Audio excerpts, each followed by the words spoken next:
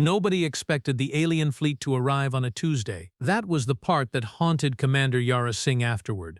Not the 6-kilometer shadow that swallowed Chicago whole, not the electromagnetic pulse that turned every screen on Earth into a blue rectangle of silence, not even the voice that came through every radio, television, and hearing aids simultaneously in perfect, unaccented English.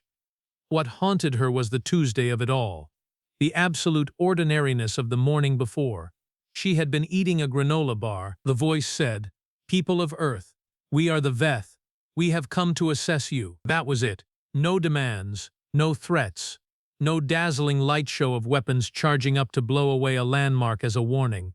Just those 11 words, delivered with the quiet confidence of someone who has never once in their life needed to raise their voice. The United Nations convened an emergency session in 40 minutes flat, which was by any historical measure, record time. Ambassadors appeared in pajamas. One delegate from New Zealand had frosting on his collar. Nobody mentioned it. Within 6 hours, humanity had agreed on 3 things. First, the Veth were real. Second, they were watching.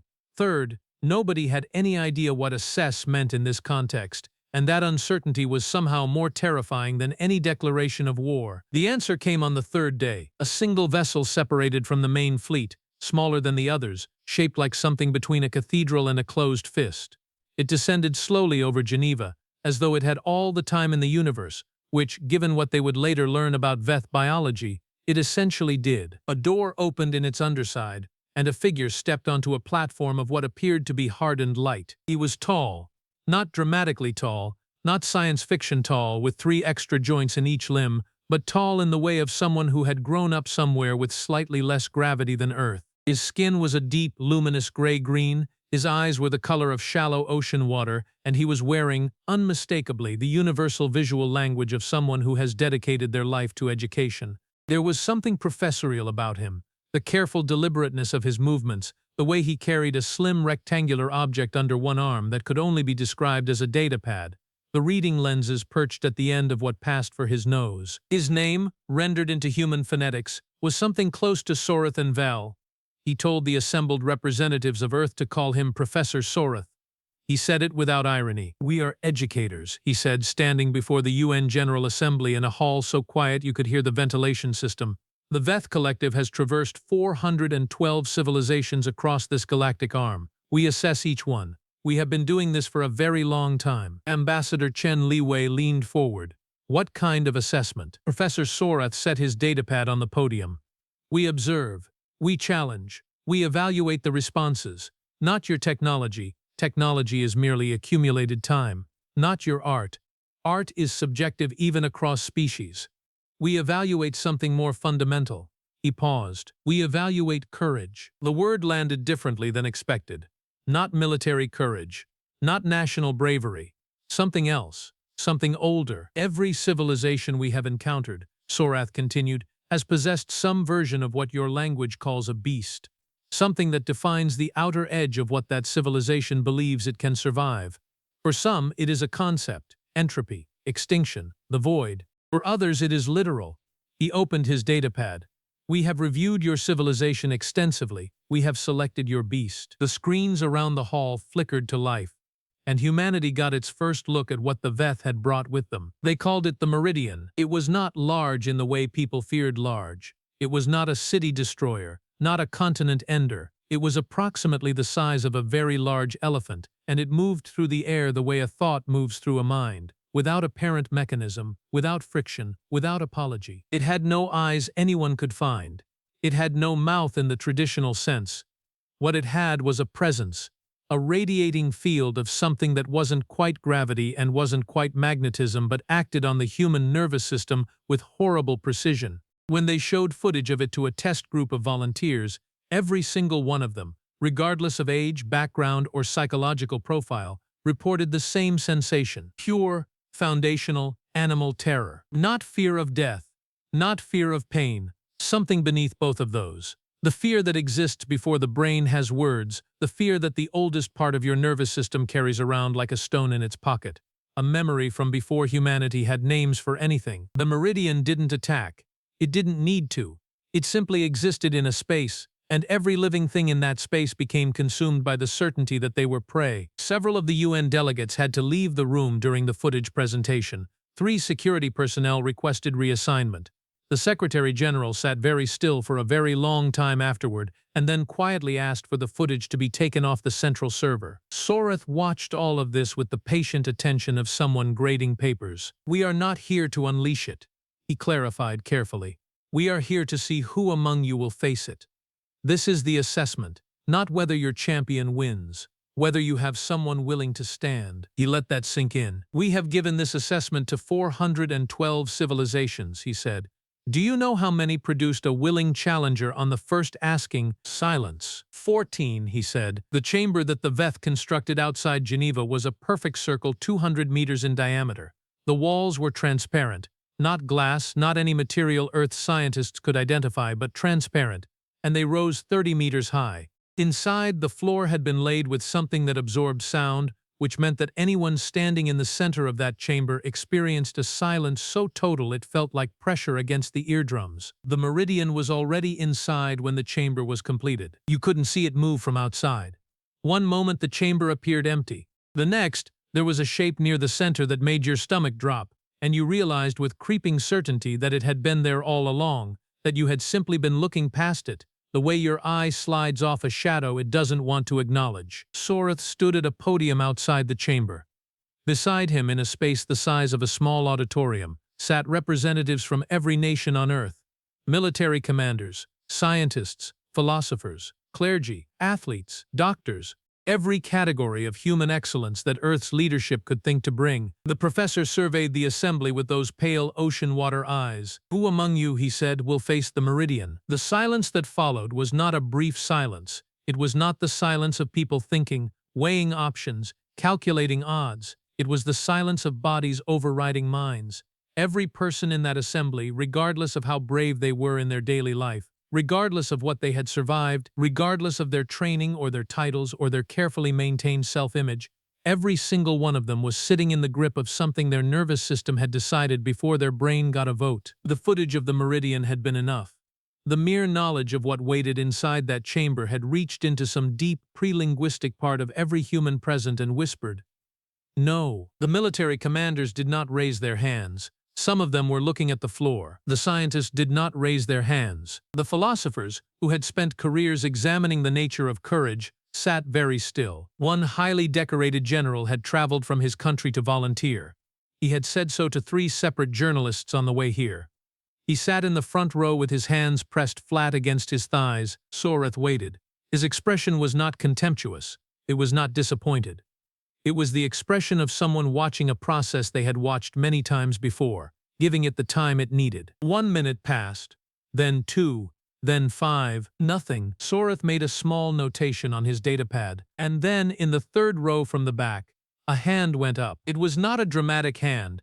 It did not shoot upward with the confidence of someone who knew the answer. It came up slowly, fingers first, and then the wrist, and then the arm. The way a person raises their hand when they are not entirely sure they should, but they have decided that the uncertainty is not sufficient reason to keep it down. Every head in the assembly turned. The hand belonged to a girl. She was 17. Her name was Maya Rao, and she was not supposed to be there. She had come as part of an observer program that the UN had quietly established for young people, a delegation of students between the ages of 16 and 20, representing different countries, different backgrounds, different ways of thinking. The theory was that young people, being less calcified in their assumptions, might perceive things that senior officials would miss. It had been someone's good idea, buried in a committee document, approved without much discussion. Maya was there representing no particular country, because her family had moved enough times that belonging to a place felt like an approximate thing. She was the daughter of an agricultural engineer and a school teacher, and she had grown up on 3 different continents and spoken 4 languages before she was 12, and she had the quality that sometimes emerges in people who have spent their childhood adapting, a kind of radical flexibility, a deep suspicion of the word impossible, and a very well-developed instinct for when fear was a signal worth heeding versus when it was just noise. She had watched the Meridian footage like everyone else. She had felt exactly what everyone else had felt. Her hands had gone cold. Her heart had done something architectural, a shift, a rearrangement, as though her body was reorganizing itself around a new fact. And then she had thought, yes, but someone has to. That was the complete thought. That was the entire internal monologue. She had turned it over, examined it, found it structurally sound, and raised her hand. The assembly stared at her. Sorath turned slowly. His pale eyes found her hand, traveled to her face, and settled there with an expression that was, for the first time since his arrival, something other than professional neutrality. It was recognition. "State your name," he said. "Maya Rao," she said. Her voice was steady. She was mildly surprised by this. "Your age?" 17. A sound moved through the assembly, not quite an outcry, not quite a gasp, but a kind of collective intake of breath that expressed several things simultaneously: horror, disbelief, and a complicated guilt that comes from being relieved it isn't you. Ambassador Chen rose immediately.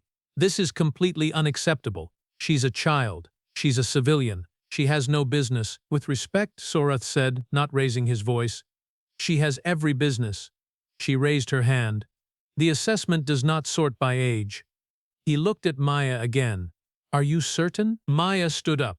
She was not particularly tall, not physically imposing, not carrying any visible quality that would explain the choice she had just made. She had dark hair pulled back from her face, wore a jacket that was slightly too large for her, and had at that moment the expression of someone who has made a difficult decision and is now focusing entirely on what comes next. "I'm certain," she said. They gave her 3 hours. It was not 3 hours of training. Nobody could teach you anything useful about the Meridian in 3 hours. It was 3 hours of paperwork, of being examined by doctors who found her in perfect health and looked vaguely offended by this, of being spoken to by psychologists who probed her reasoning with careful, clinical language and came away with the unsatisfying conclusion that she was entirely sane and knew exactly what she was doing. Her parents were contacted. This was the hardest part. Her mother was patched through on a video call from Mumbai, and Maya watched her mother's face cycle through an entire spectrum of emotion in approximately 40 seconds. Terror, disbelief, fierce maternal fury, and then, underneath all of it, something private and old that Maya recognized as the face her mother made when she was trying very hard to be brave. "You don't have to," her mother said. "I know," Maya said. "That's why I can." Her mother was quiet for a long moment. Then, "Are you afraid?" "Yes," Maya said. "Good," her mother said, in the tone of someone who has been a schoolteacher long enough to know that fear and stupidity are not the same thing. Her father said nothing for most of the call. At the end he said, "Don't look away from it.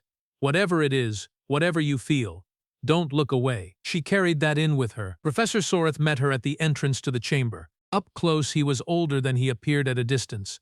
There were lines in that gray-green skin that spoke of tremendous age, and his ocean-water eyes held the particular depth of someone who has watched a great many things happen and has learned to simply watch without flinching. "Before you enter," he said quietly, so only she could hear, "I want to tell you something, not as the assessor, as someone who has seen 412 civilizations face this moment." Maya waited. "The Meridian does not kill," he said. "It never has. It cannot.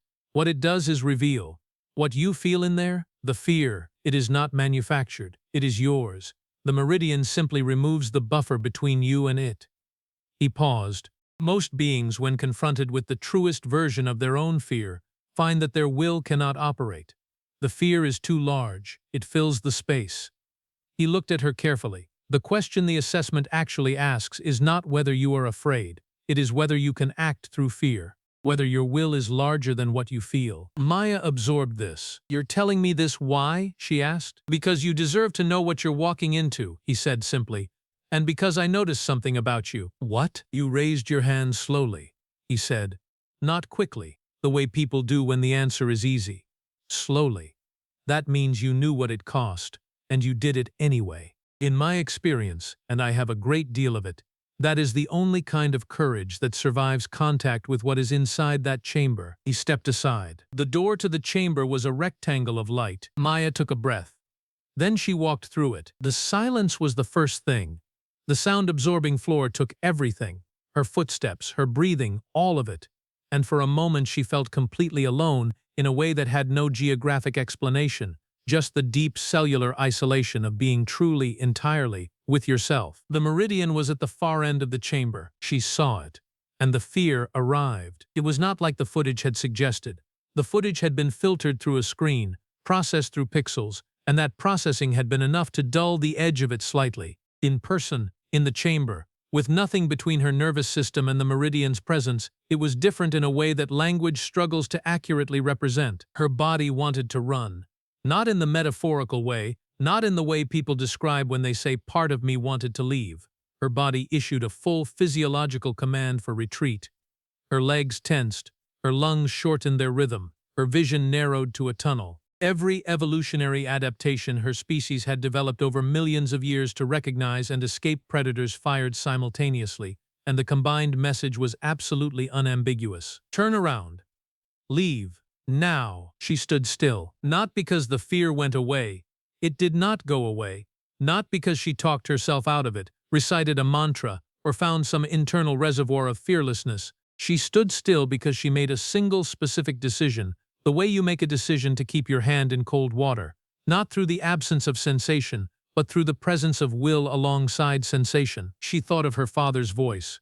Don't look away from it. She looked directly at the Meridian. It was, and she would struggle to describe this later because the experience was not really visual. It was like looking at the concept of an ending. Not her ending specifically, but ending as a quality of existence, the fact that nothing continues forever. The shadow that falls across every good moment if you stare at it long enough. The Meridian didn't generate this, it clarified it. It stripped away the comfortable ambient noise of daily life that usually kept this particular understanding at a manageable distance, and it offered it to her directly, without packaging. Everything ends, the Meridian said, not in words, in certainty. Maya breathed. Yes, she thought back very clearly. I know. And then, because she was the daughter of an agricultural engineer, and because farmers know something about the relationship between seeds and endings that most people forget. But things begin too. She took a step forward. The fear didn't recede. If anything, it intensified for a moment, a spike of pure animal alarm at the fact that she was moving toward it rather than away. Her body registered this as a profound malfunction. She walked through that alarm the way you walk through a bead curtain. It touched every part of her, fell behind her, and she was through it. Another step. Then another. The Meridian moved, not in aggression, in something that, if she had to name it, was more like attention. The way a sleeping animal opens one eye when something unexpected happens nearby. She had done something it had not encountered before, and she had its attention now, and the attention of the Meridian was not a comfortable thing to have. She kept walking, 10 meters from it now. The fear was enormous. She would be honest about this afterward, completely honest, the way her mother was honest about things that mattered. The fear was the largest thing she had ever felt. It occupied most of her interior space. There was not much room left for anything else, but there was some room left, and in that room she placed one thought. Carefully. The way you place something fragile on a high shelf. I am here. I am still here. I am still me. She stopped 5 meters from the Meridian. She looked at it. It looked at her. She was certain of this even without visible eyes, certain the way you are certain of being watched even in a dark room. Neither of them moved for what felt like a very long time. And then the Meridian did something that had never been recorded in 412 civilizations of Veth assessment. It retreated, not fled, not dissolved. It moved. That same thought-like motion, silent and without apparent mechanism, backward, slowly, to the far end of the chamber, and the presence it radiated, that overwhelming field of foundational terror, dimmed, not extinguished, dimmed, like a volume being turned down by someone who has recognized that the current setting is no longer necessary. Maya stood in the middle of the chamber. The silence was still absolute, but it was a different kind of silence now. Not the silence of being alone with something terrifying, the silence of aftermath. The silence that follows something that has already happened and can't be taken back. She realized her hands were shaking. She looked at them with something that was not quite a smile and not quite a cry, but somewhere in the complicated territory between them. There you are, she thought, watching her shaking hands. You were afraid the whole time. Good. When she walked back out through the door of light, the assembly was on its feet, not cheering. That would come later, and even then it would feel insufficient. They were simply standing, all of them, the ambassadors and the generals and the philosophers and the scientists, standing the way people stand when they witness something that rearranges their understanding of what is possible. Sorath was standing too. He had his datapad in his hand, but he was not looking at it. He was looking at her. When she reached him, he said nothing for a moment. The ocean water eyes held something she hadn't seen there before, something warm, something that had been kept carefully set aside through long professional practice but was, just for this moment, present on the surface. 412 civilizations, he said quietly. She waited. You are the youngest challenger in the history of the assessment, he said, by a significant margin. Does that matter? She asked. No, he said. What matters is what you did inside that chamber, what happened between you and the Meridian. He tilted his head slightly. Do you know what it means, when the Meridian retreats? She shook her head. It means, he said, that it recognized something. The Meridian responds to one thing and one thing only, not strength, not aggression, not even fearlessness. Fearlessness is simply a differently configured nervous system, and the Meridian sees through it immediately. He paused. The Meridian retreats when it encounters a being who is afraid and chooses presence anyway, who feels the full weight of ending and decides, consciously, to remain. He looked at her with an expression that was as close to wonder as someone very old and very well-traveled ever allows themselves. It has only retreated 7 times before, in 412 assessments. The assembly heard this. Another sound moved through them, this one different from before.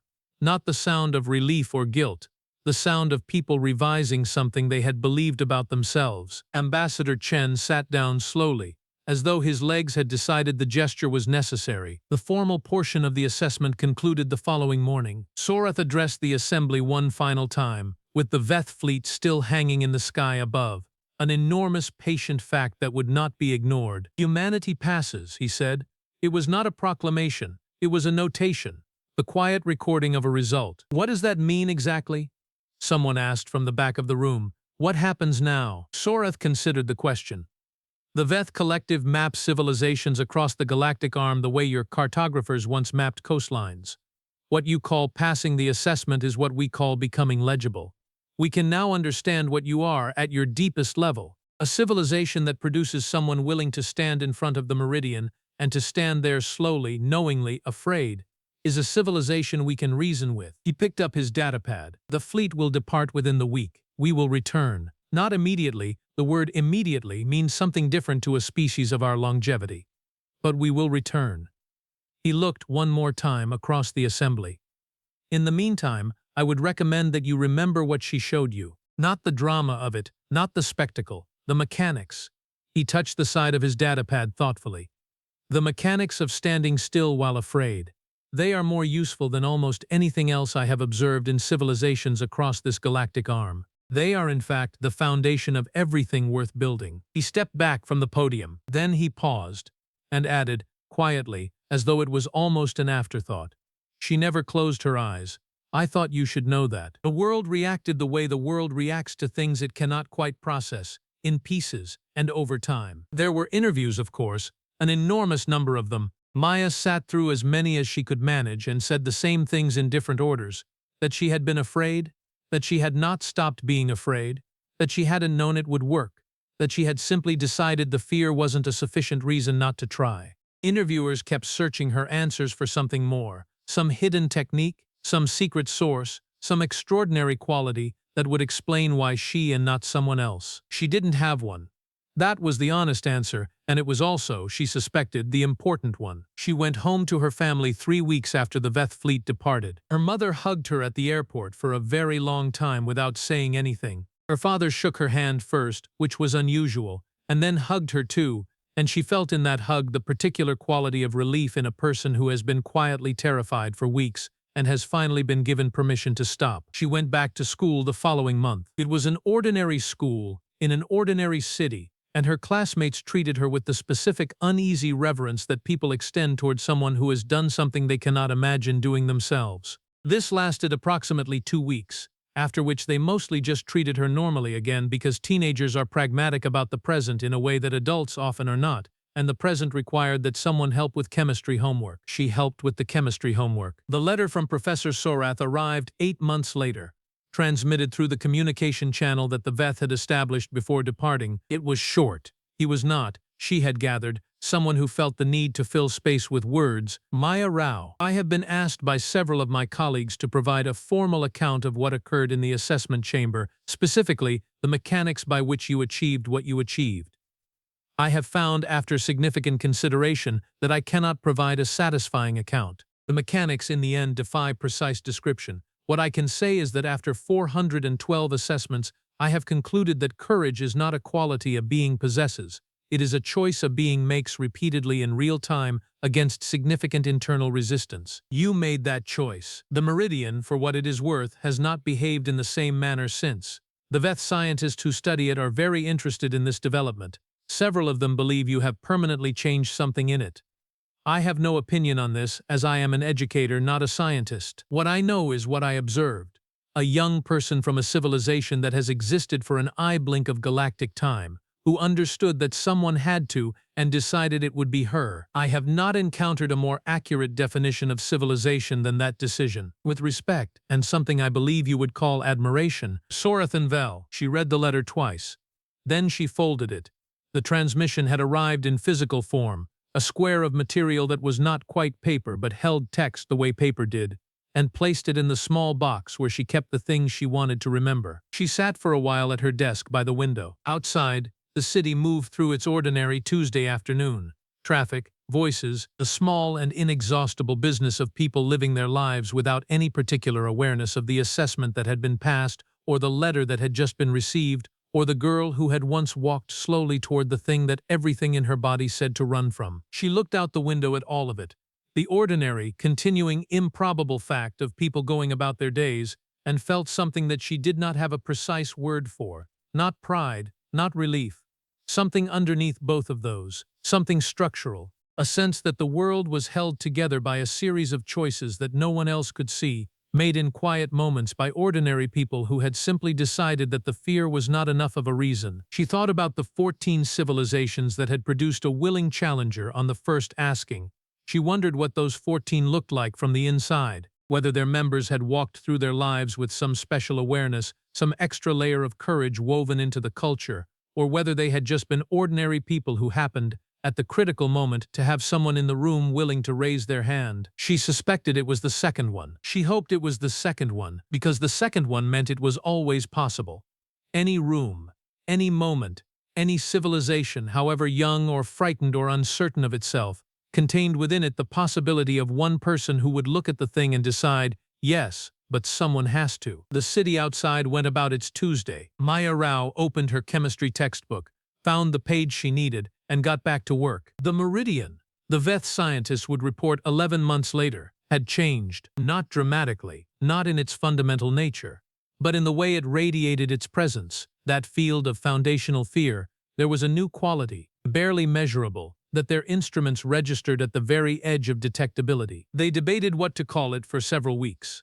The word they eventually settled on, translated into human languages, did not have a perfect equivalent in any Earth tongue. The closest English approximation was possibility. The Meridian carried, now alongside its ancient and overwhelming field of ending, a faint, persistent signal that registered in living nervous systems not as fear but as the opposite of fear, not courage exactly, not bravado, but something quieter and more durable, the sense that presence, in the face of enormity, was a choice that could be made. A small human girl had walked toward the Meridian instead of away from it, and something in that choice had left a mark. On the Meridian, on the assessment, on the record of 412 civilizations stretching back across the long, deep history of the galactic arm, Professor Sorath added a single annotation to humanity's assessment file. He wrote, "These are not a fearless people. They are something more interesting than that." Then he closed the file, picked up his datapad, and went to prepare for the next civilization. He was, after all, an educator, and there was always more to teach.